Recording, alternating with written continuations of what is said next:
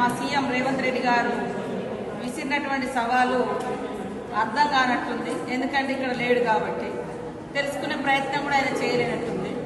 అసలు కేటీఆర్తో సవాల్ అనేది అక్కడ జరగలేదు.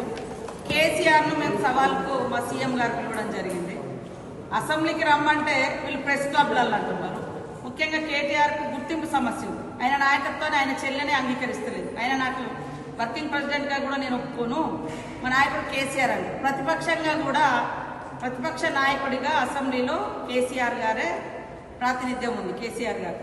కాబట్టి మా సీఎం గారు అసెంబ్లీలో రండి, చర్చించుదాం, సూచనలు చేయండి అని మాట్లాడితే ఫామ్ హౌస్ నుంచి ఆయనను బయటికి రానియడట. కానీ విదేశాల నుంచి ఉటావుటిని వచ్చి నేనున్నా అని మాట్లాడుతున్నాడు. ఇలా మీకు అందరికీ గుర్తింపు సమస్య, ఆల్రెడీ మీరు డెడ్ అయిపోయింది మీ పార్టీ.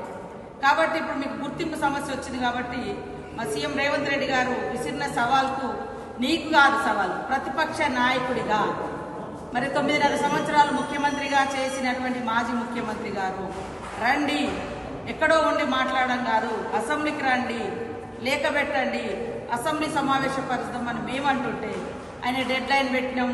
నీ డెడ్ లైన్ల కోసం ఇక్కడ ఎవ్వరు వెయిటింగ్లో లేరు. మేము పెట్టిన డెడ్ లైన్ అసెంబ్లీ వేదిక. అసెంబ్లీకి వచ్చి ప్రజల సమస్యలు చర్చించాల్సినటువంటి అవసరం ఉన్నటువంటి ఒక ప్రతిపక్ష నాయకుడు బయటికి రాకుండా ఆయననేమో ఫామ్ హౌస్లలో ఉంటారు, మీరేమో విదేశాలలో తిరుగుతారు, మీ చెల్లెనేమో జైలు సమస్యతో ఎదుర్కొంటుంది, తర్వాత ఆమె సపరేట్గా ఆమె ఒక సమస్యతో ఉంది. నిన్నగాక మొన్న కొన్ని ఇంటర్వ్యూలలో ఆయన అసలు నాకు నాయకుడే కాదు కేటీఆర్ అంటే, ఇంకా నీతోటి మేము ఎవరు ఇక్కడ గుర్తించి మా నాయకుడు లేదా మా రాని నీతో చర్చించడానికి ఎవరు తగ్గిలేరు. ఇక్కడ మీ నాయనకి హోదా ఉంది, మీ నాయన ప్రతిపక్ష హోదాలో పనిచేస్తున్నాడు. ప్రతిపక్షంగా ఓ 10 ఏళ్ళు రాష్ట్రంలో ముఖ్యమంత్రిగా ఉన్నాడు. ఆయన అనుభవాలు కానీ ఆయన ఆలోచన కానీ పంచాలంటే అసెంబ్లీకి రమ్మని మేము ఆహ్వానిస్తాం.